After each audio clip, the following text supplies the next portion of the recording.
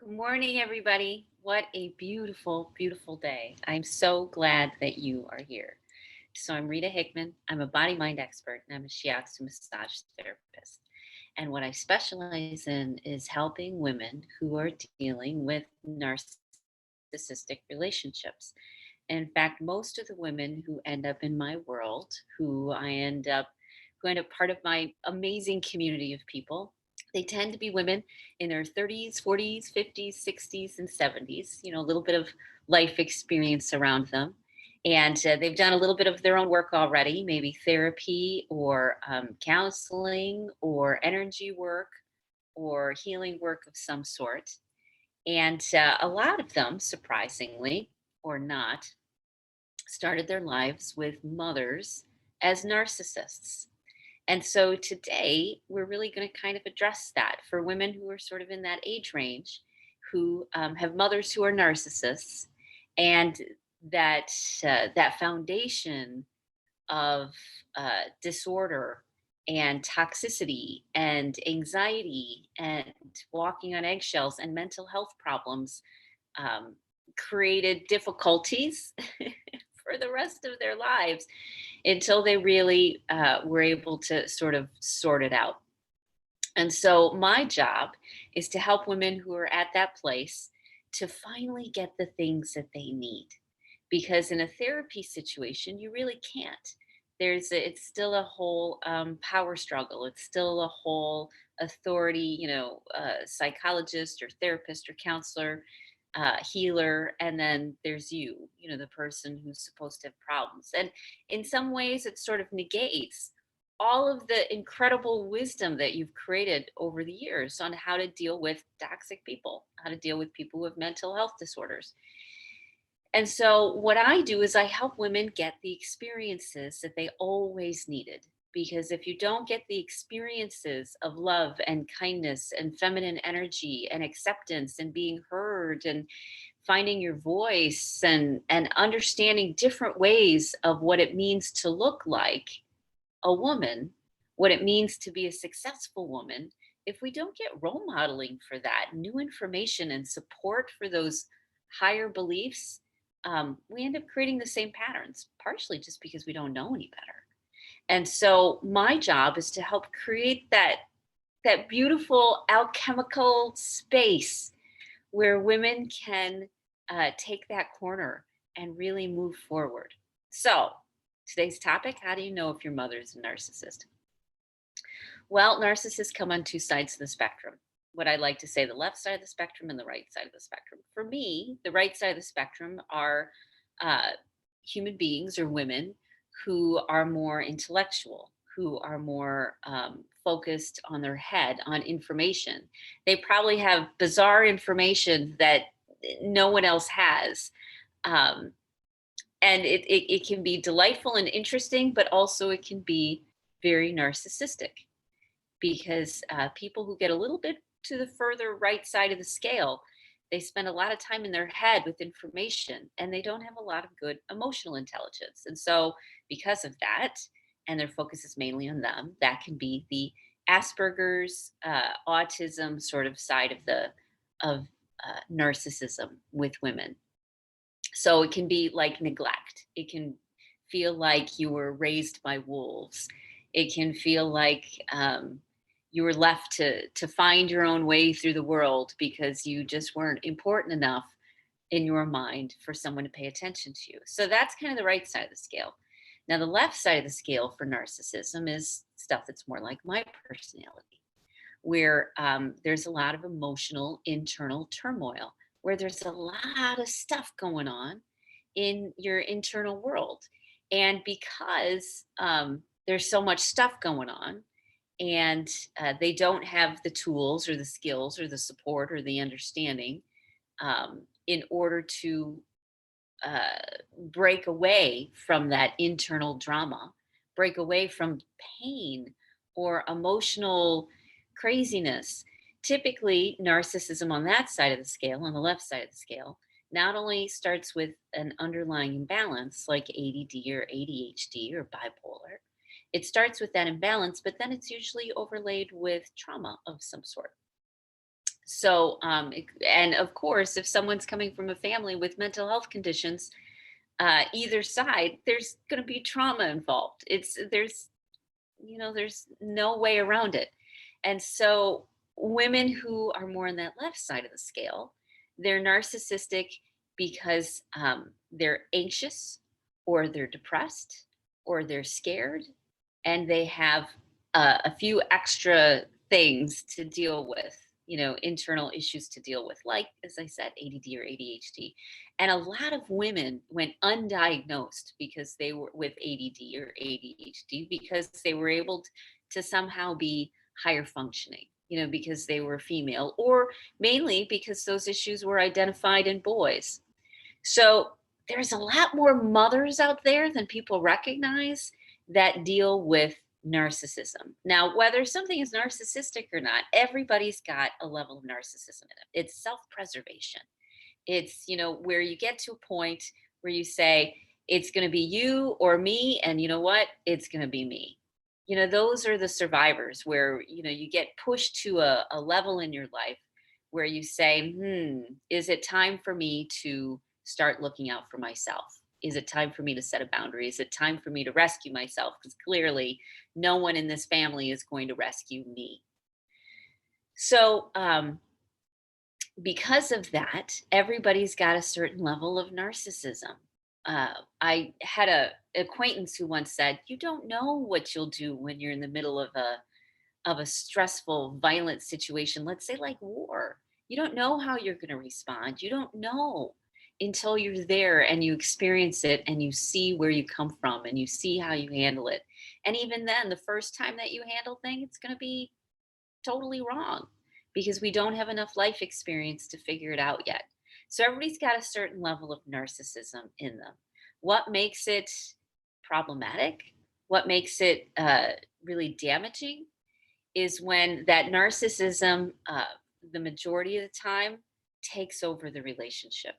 When the relationship is mainly about one person and their anxieties and their depression and their needs and their turmoil and their disorder, and they are incapable for some reason of being able to see anything but what they feel they need. Is this right or wrong? I don't know, but it is reality. It is what happens, and it's happened to a lot of women where these things were secretive and pushed underground because women aren't supposed to be that way. And if women are treating you that way, like your mother, you must have really deserved it because whose mother treats them that way? You know what? A lot of them do, which is how you ended up probably in therapy in the first place. Because more often than not, there are a lot more mother narcissists than we give credit for. Lots and lots and lots of them, and it's time to come out of the closet. So, how can you tell definitively whether your mother is a narcissist or not? Well, you have to ask yourself. You have to ask about your experience. You have to ask about your life and how it affects you. I've had people who've been in, the same family. And it's interesting because remember, we have the right side of the scale and the left side of the scale. And typically, in a lot of situations, you get a righty and a lefty in a relationship together, and then they have a baby, which is you, and or your sister or your brother. And that those children will either be more on the right side of the scale or more on the left side of the scale. And so you may have a sister or a brother who is more intellectual, who doesn't have all those emotional things. They'll say, "No, our mother wasn't a narcissist. What's wrong with you? Why are you crazy?" And then you, because you're more emotionally sensitive or aware or awake, compassionate, empathic, better emotional intelligence, more highly sensitive nervous system, because you're more on that side of the scale, you're like, "Oh no, this was extremely damaging. I ended up last every single time. I ended up feeling completely abandoned and ignored, and like what I needed, what I wanted wasn't important." And this can happen even in desperate situations like child abuse. Like one parent, with sexual abuse with the children, or abuse outside the home, or some sort of traumatic event. When it clearly a child needs support and the parent wasn't there. Those can be some of the most damaging situations. And that's how a lot of women end up working with me, because when they really needed a mother, they weren't able to get that. They weren't able to get what they need.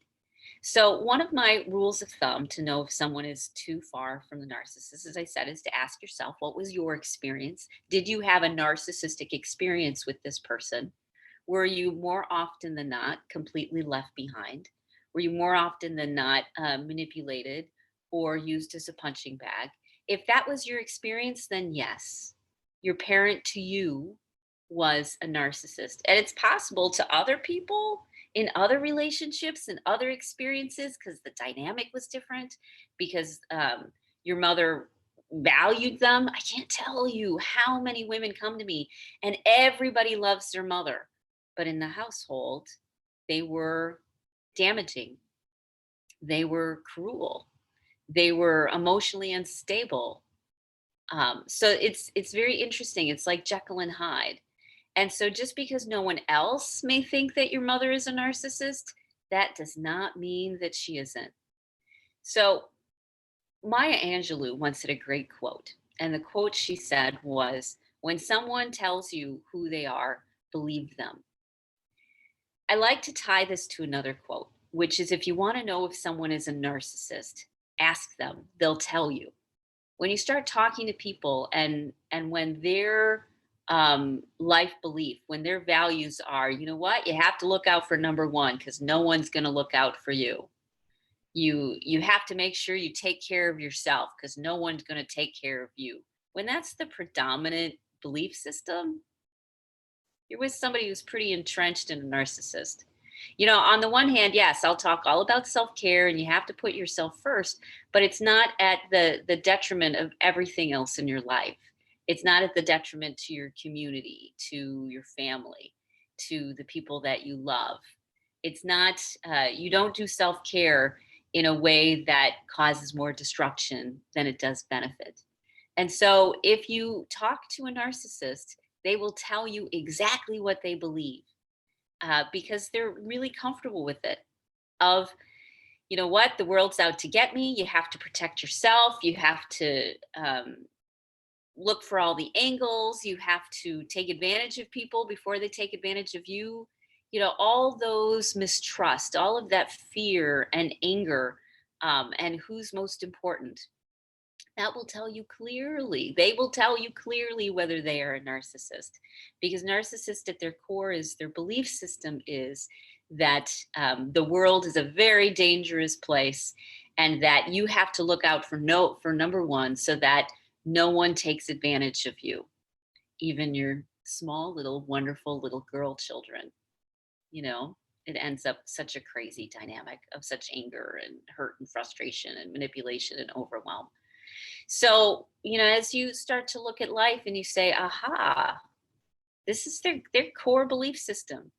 And when you tie it with a little bit of mental health problems, you got a narcissist on your hands.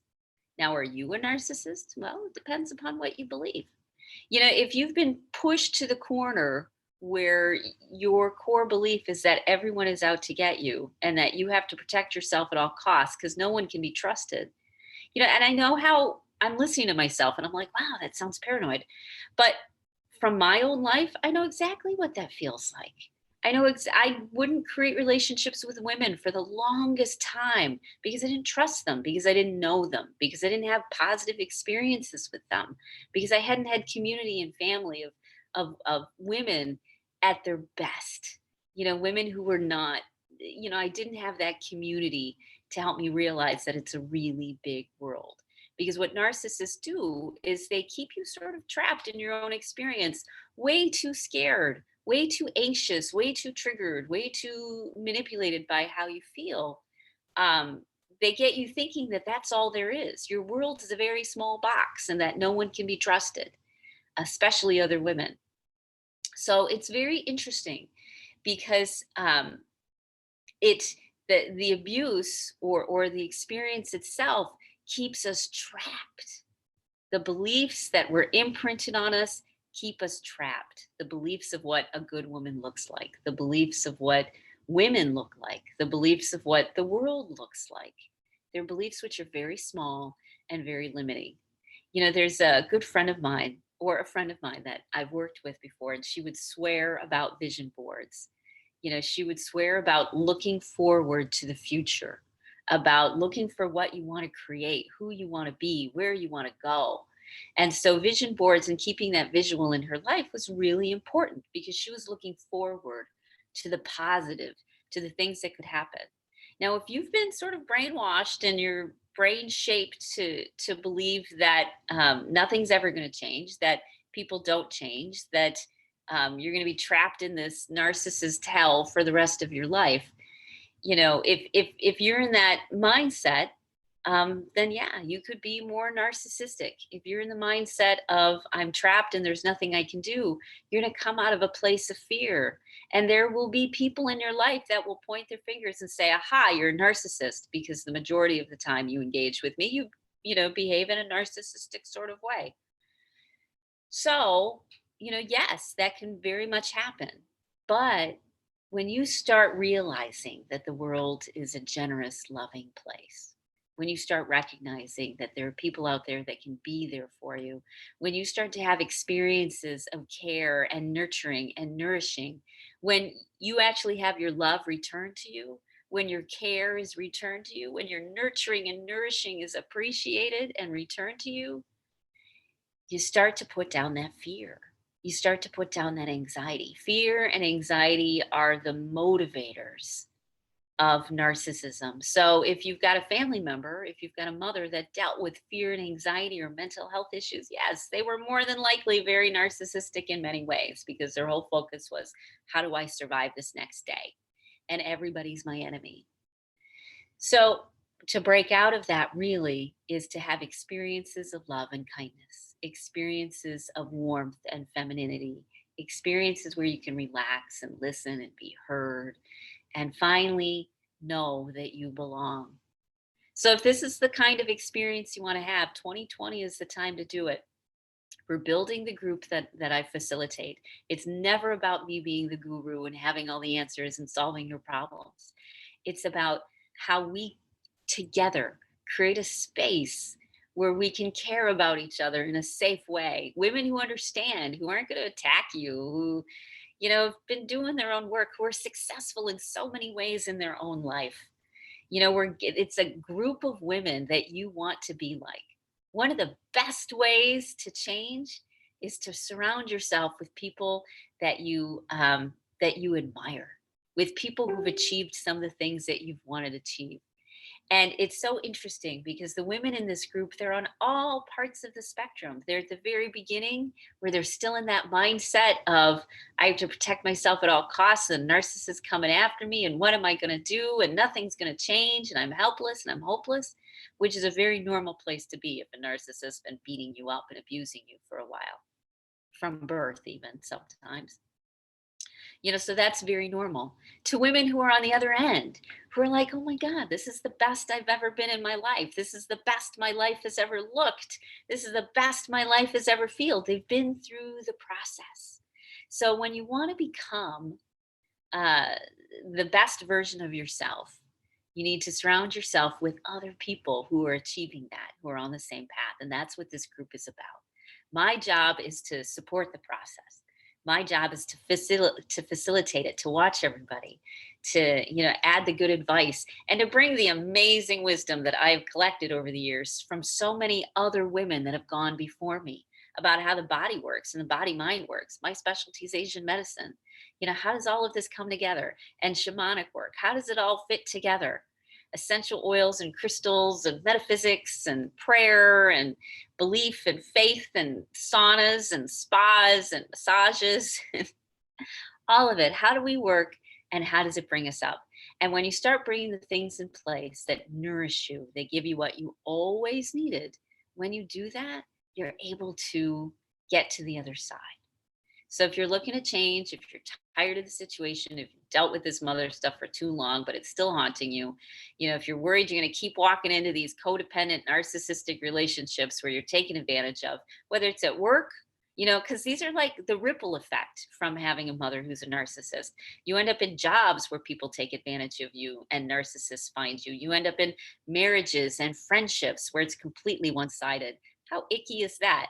Well, that's what coming from a narcissist mother does. It shapes you into being someone that a narcissist preys upon. And when you start to change how you look at the world, when you start to get that nourishment, then you stop becoming the person that a narcissist wants to prey upon. Because what a good woman looks like is way different from what you were taught. She's not perfect. She has a voice, she has opinions, she has things to say. She's got kindness and empathy and love and a positive outlook. That's what a good woman, that's one version of a good woman. You get to decide what version you want to be.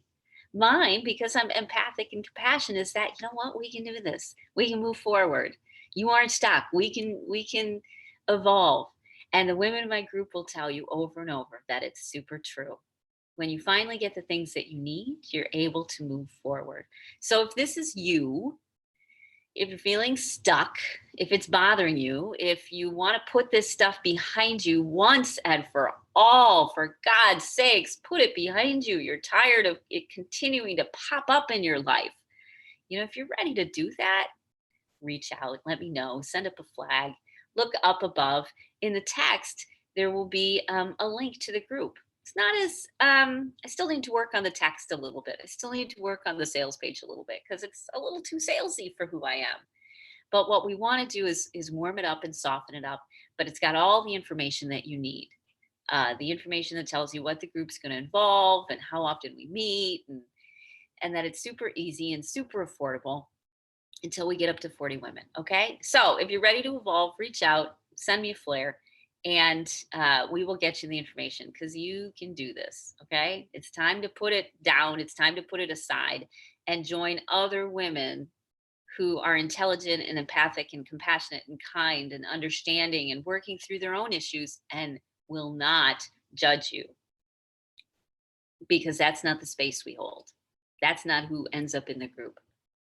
What ends up in the group is women who are actually ready and motivated and excited to move forward, and patiently and lovingly, with support from everybody else, working through the beliefs and having the experiences that they need so that they can find their place in the world at an even bigger level than they ever have. So I love you. Thank you for being here. I'm so grateful you showed up. And if you know somebody else who needs this, pass it on. And if you know somebody in your life that you want to help and support, you know what? Join the group with them. This is such a beautiful environment for people. Bring some friends with you. Be the support. Just like when people start going to 12-step program, don't send them by themselves. Go with them. Be a part of it. Be a part of the community. Be a part of the world of the people that you love. Be the role model. Be the one that steps forward and says, we can do this, and this is a different way of living. So even if you've got narcissists in your life, like your daughter or your children, and you want to make a positive change in their life so that they don't end up damaged and wounded and torn apart like you did, so you don't keep, the lineage passing down of being codependent with the narcissist, get some help, figure it out, because the women in your life and the people that you love need you to. They need you to be the light and the role model. So even if this isn't a crisis, look at the people around you, look at the people that matter to you, and get support for it so you can pass the information on until they're ready to receive and accept the love that they totally deserve. And it's that love that's the technology of healing. It's actually a physical wavelength that you can measure. Okay? So have a great rest of your day. Thanks for being here, and I'll see you tomorrow. Bye.